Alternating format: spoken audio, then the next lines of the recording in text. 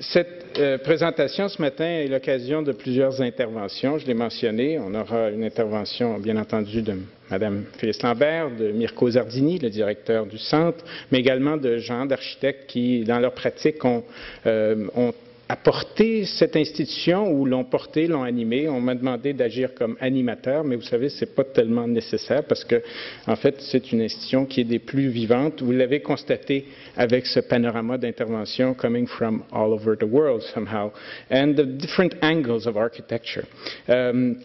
The CCA itself is an expression of that. Its physical location in the city, on the edge of the city, spanning across a boulevard. And we will recall maybe 20 years ago the inauguration of the garden across the street, a great event, and when people realized that some of these institutions are urban not just because of their topic, but also because they address the urban fact in a campus fashion. On est urbain, mais on est urbain parce qu'on est en relation avec la ville.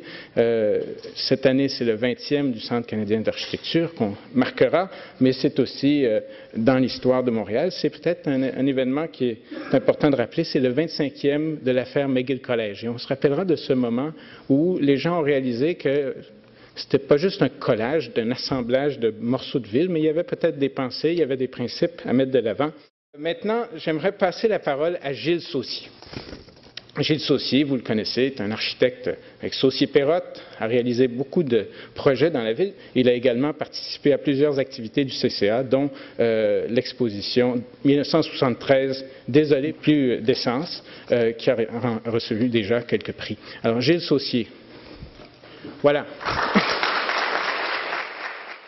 Chers amis, en 1983, après des études d'architecture à Québec, j'ai choisi de m'établir à Montréal, un peu par nécessité, de choisir une ville où grouillait une culture étonnante, mais que je connaissais très peu.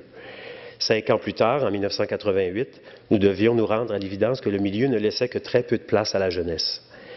André Perrotte et moi nous sommes lancés le défi de créer quelque chose de neuf, enfin, qui semblait neuf pour certains, mais qui pour nous semblait si évident. Le défi d'orienter notre travail vers la créativité plutôt que la productivité, et ce, dans un contexte qui ne l'encourageait pas vraiment. La même année, nous regardions avec une grande curiosité et beaucoup d'espoir l'arrivée d'une institution dédiée à l'architecture, le Centre canadien d'architecture. L'entreprise était grandiose, le bâtiment réalisé avec les meilleures techniques de construction et un musée d'architecture à Montréal.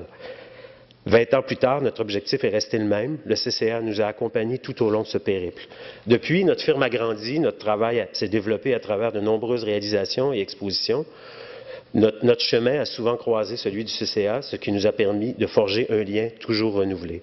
C'est la première chose que j'ai apprise au contact du CCA, persévérance et rigueur.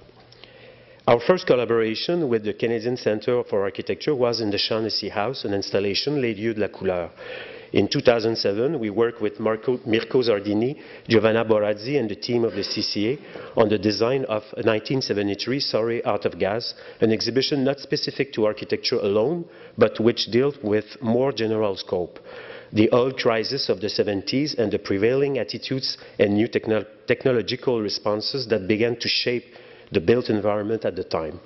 The subject was a precise moment in time. Our first question was, how can an historical moment be contained and expressed? Part of the answer is through artifacts that depict the time, but more than that, we strive through the design of an exhibition to concretely link the past and the present. It was to be a vehicle that could allow us to understand both the situation of the oil crisis, a time when sustainable strategies and green architecture were on the rise, and that of today. That exhibition amplified the endeavors of the CCA to relate architecture to a greater cultural content, to underscore that architecture is far more than simply building. The idea that life and phenomena can take an important place among the CCA's research and collection is vital. Life nourishes architecture, and in turn, architecture nourishes life. Architecture can only really flourish when it is connected to something greater.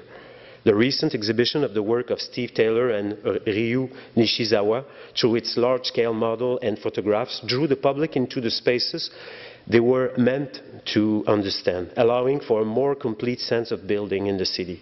This is what the CCA itself strives for education by conveying a truly tangible sense of subject matter.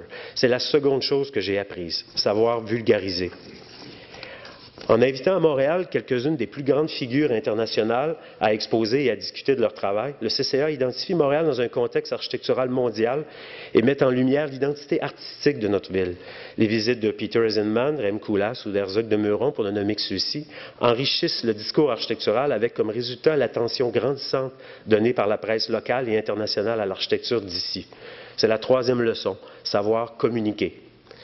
Les archives du CCA sont véritablement impressionnantes. Elles renferment dans ses voûtes plusieurs des plus grandes influences passées et présentes.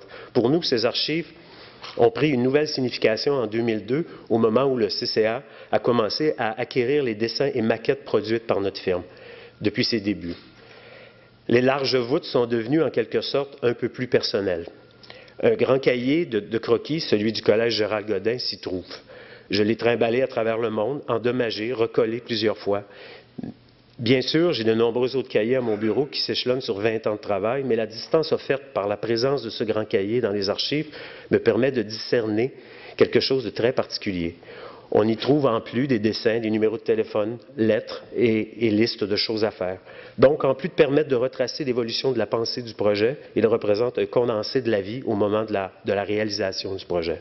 C'est la quatrième leçon, protéger et conserver.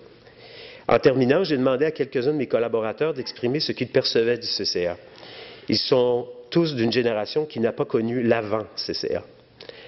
Vedanta Balbahadur nous dit « Throughout my architectural education, the CCA has been a wonderful place of encounter for young architectural mind, providing added perspective into the world of design and history outside of the realm of work and school. » Pour Patrice Bégin, le CCA a toujours été une source d'inspiration, renforçant l'idée que l'architecture au Québec pouvait être bien plus qu'un simple produit de consommation, mais un phénomène culturel suscitant l'intérêt du public et non seulement des gens de la pratique.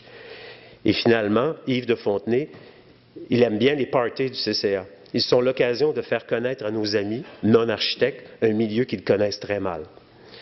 Merci donc à Mirko qui me permet d'entretenir ce lien essentiel avec cette institution remarquable. Et merci à vous, Félix, qui portez toujours avec rigueur et ténacité le flambeau de l'architecture à Montréal et dans le monde entier. Joyeux 20e anniversaire.